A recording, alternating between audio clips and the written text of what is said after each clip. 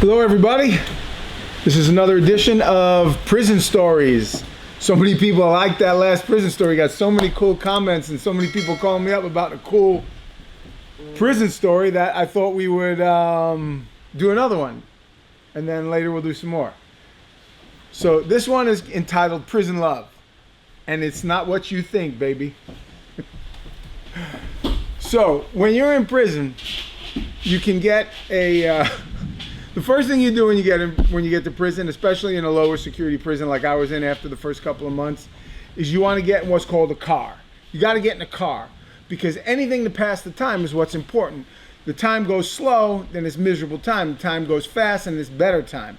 That's why people that are depressed, they sleep all the time. You always knew the people in prison that were depressed because they would sleep 15, 18 hours a day. But the guys that make something fun out of it, they find something to do with their life, they get a hobby. Some of them study law, some of them study arts and crafts. And most of the people though, especially depending on the prison you're in, you get in a car, which means you get with a group of guys and you start working out, you start training. So me being a little on the more athletic side, I got in somebody's car. I got in a car with these other guys. There's this area over here called Pompano. And there's a guy in where I was at, his name was Palmetto Joe. Palmetto Joe was like, he was the best. He's the guy that every time we had a visit at the same time, a visit room is a big room and there's tables everywhere and everybody's family goes in there and everybody's family tries to smuggle them in something cool. Stuff you usually can't get in trouble with. Like one of the most fun things to get smuggled in is shoes. So my brother, he would come to visit me and I'd tell him, hey man, get me a pair of Nikes or something like that. So he'd wear Nikes in and I'd have a pair of these prison boots. They got these like $8 prison boots that they give you. And while we're in there at the visit room, we'd under the table, we'd be changing shoes and he'd leave with prison shoes and I'd have Nikes and I'd wear Nikes. And most of the time the guards didn't say anything because they knew the prison shoes just jacked your feet up and they didn't mind. One of the things I always liked my wife to smuggle in was sandwiches. There was this Italian sub place near my house, and they make the best sub, and the sub that I like most for her to bring, because she could only go there every few weeks and get it, was a sopressade, yellow American cheese, and the sharpest provolone in the world. And you put a little bit of olive oil on it, and then some some brown spicy mustard. That's it. No rabbit food, no nothing else.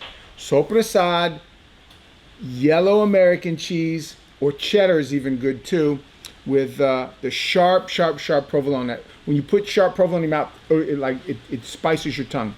So she'd smuggle these sandwiches in. And people are usually, depending on who the hack was, you'd have these things called prison guards. They're called COs or hacks, you'd call them. We call them $9 an hour hacks because that's all they really made was $9 an hour, and they were these lowlifes, and they lived off of telling you what to do and checking you and frisking you and going in your locker. A prison hack is just a horrible thing. So me and Palmetto Joe, we'd have visits together every 3 or 4 weeks because that's the way it would work. They didn't want you having visits at the same time and getting to know people. So Palmetto Joe, every time it was a visit, he'd be like, Ryan, come over here. You got to say hello to my mom. And he'd introduce me to his mom and go, Mama, look, I made a white friend. I got a white friend, Mom. You always told me I'd have some friends. I got a white friend. That was Palmetto Joe. So the point was, I got in a car with Palmetto Joe and a couple of other guys. And about 3 months into my sentence, I realized I'm working out 4 or 5 times a week, but I'm not getting any serious muscle growth. And I said, Joe, man, we're hitting the weights hard, but you're getting big and I'm not getting big. And he said, oh, yeah, you need some prison love. And I was like, what are you talking about? He goes, well, one of my girlfriends smuggled me in some creatine, and it's got extra protein powder in it, and the protein will make your muscles grow. So I should have my wife smuggle in creatine? No, you get in a lot of trouble if you do that. I said, then how you get it in? My girl comes to the back fence and throws it over the fence in the middle of the night, and I pick it up. Like, I ain't doing all that stuff now. So what are you gonna do? He says, you know what we're gonna do prison love for a week. I like, Joe, I don't know what prison love is, but all right, let's tell me what it is. So me and Joe, we both work what's called PM food service. PM food service is when you go to the kitchen in the afternoon. You start work about 12 o'clock, and you work in, you guys that don't know this, in prison you actually have a job. They have, the top layer of job is what's called Unicor, where you make 90 cents an hour. 90 cents an hour, top level job. The rest of the jobs, you get paid about 14 to 38 cents an hour. At the time, I'm sure they've done something with that since then. But if you work PM food service, you made like 28 cents an hour. That was good money. At the end of the month, it turns out to be about 40 bucks, and you could spend it all in the commissary. So at PM food service, you start about noon, and you'd end about 6:30 after dinner was over. Well, me and Joe worked PM food service together, and we'd get cases and cases of eggs. So one day I go there, and he's got, on one side he's got a case of eggs, and on the other side he's got all broken eggs. And I'm like, what are you doing, Joe? He said, I'm making you some prison love, Ryan, prison love. You gotta explain this to me. So he would literally take the egg, he'd crack it open, and he'd separate the white from the yolk, and he'd put the broken egg with the yolk aside, and we'd wind up with these gallon jars of egg whites. And then he'd go into, he'd walk into the walk-in cooler, and he'd get a quart of pineapple juice. And it would be a quart of pineapple juice mixed with a gallon almost of egg whites. Now, you adults in the room, I want you to think about what kind of consistency that would be about. Yeah. Now, in order to get this extra protein so you could get extra muscle growth, the egg whites had all this extra protein in it, and the pineapple juice helped it assimilate to your body. It helps in absorption. Pineapple juice is a miracle drug, in case you don't know that. But the problem is, in order to get the best benefit, you wouldn't eat any other food. So for 2 to 3 days, all we would do was drink Prison Love. At the end of the first day, your body produces something that can only be described as toxic waste.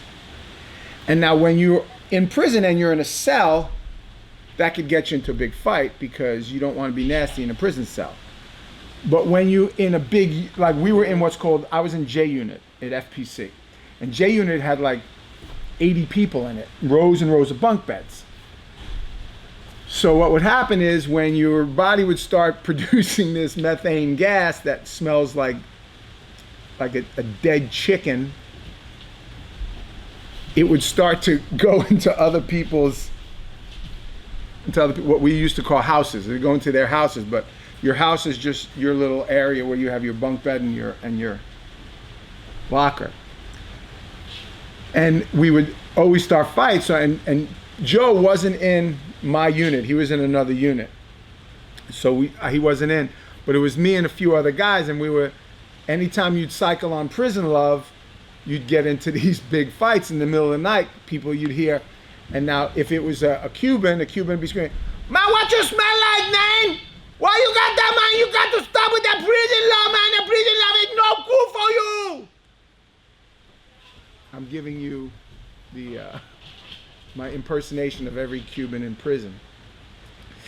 So, Prison Love will help you put on good muscle growth, but you will lose friends. Lots of them. I hope you enjoyed that story. And remember, when you think of Prison Love, think of Pete Woodward.